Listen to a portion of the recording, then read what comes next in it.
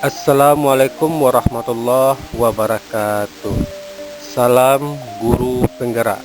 Salam hangat, salam bahagia untuk kita semua. Perkenalkan, saya Dede Effendi, calon guru penggerak angkatan 8 Kabupaten Pesisir Selatan.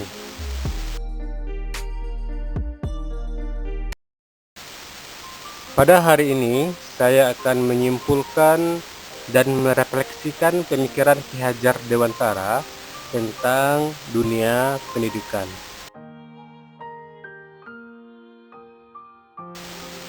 Menurut filosofi pendidikan Ki Hajar Dewantara, ada 5 konsep tentang pendidikan.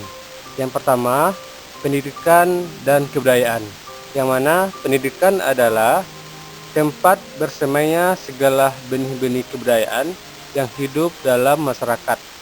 Yang kedua, kebudayaan itu dinamis, tidak ada kebudayaan yang sama. Pertukaran kebudayaan harusnya menguatkan identitas masing-masing kebudayaan. Kemudian yang ketiga, guru itu menuntun. Guru menuntun segala kodrat yang ada pada anak untuk mencapai keselamatan dan kebahagiaan setinggi-tingginya. Kemudian yang keempat, cipta, rasa, dan karya. Cipta, karsa, dan karya dan budi pekerti harus dikembangkan secara seimbang. Kemudian yang selanjutnya, filosofi pendidikan menurut Ki Hajar Dewantara berpihak pada murid. Pendidikan harus memenuhi kebutuhan tumbuh kembang anak. Di antara kelima ini, ada salah satu semboyan Ki Hajar Dewantara yang sangat terkenal, yaitunya Ingarso Sungtolodo Ingmatya Mangunkorso Tutwuri Handayani. Sebelum mempelajari konsep pemikiran Ki Hajar Dewantara ini, saya di sekolah biasanya menerapkan beberapa metode pembelajaran yang agak berbeda dengan konsep pemikiran Ki Hajar Dewantara, yang mana sebelumnya saya belum menggunakan pembelajaran yang berpusat pada siswa. Kemudian pembelajaran yang dilakukan lebih mengejar target dan tuntutan kurikulum. Kemudian lebih mengutamakan hasil belajar daripada proses pendidikan dan lebih banyak menghukum daripada mendidik.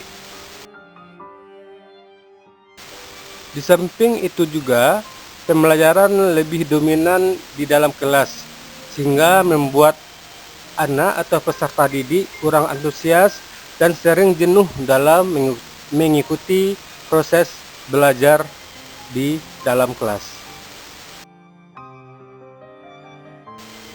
Namun, setelah mempelajari konsep pemikiran Ki Hajar Dewantara ini, saya mengetahui bahwa pendidikan yang seharusnya adalah pendidikan yang memerdekakan siswa, pendidikan yang menuntun, dan pendidikan yang berdasarkan kodrat alam dan kodrat zaman para peserta didik.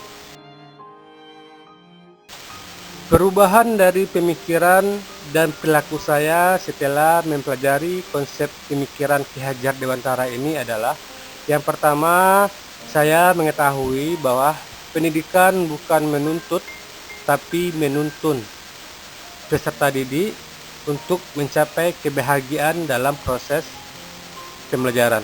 Yang kedua, pembelajaran lebih memerdekakan siswa dengan membuat pembelajaran tanpa tekanan dan tuntutan.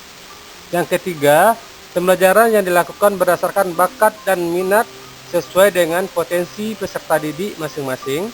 Yang keempat, guru bukan satu-satunya sumber belajar.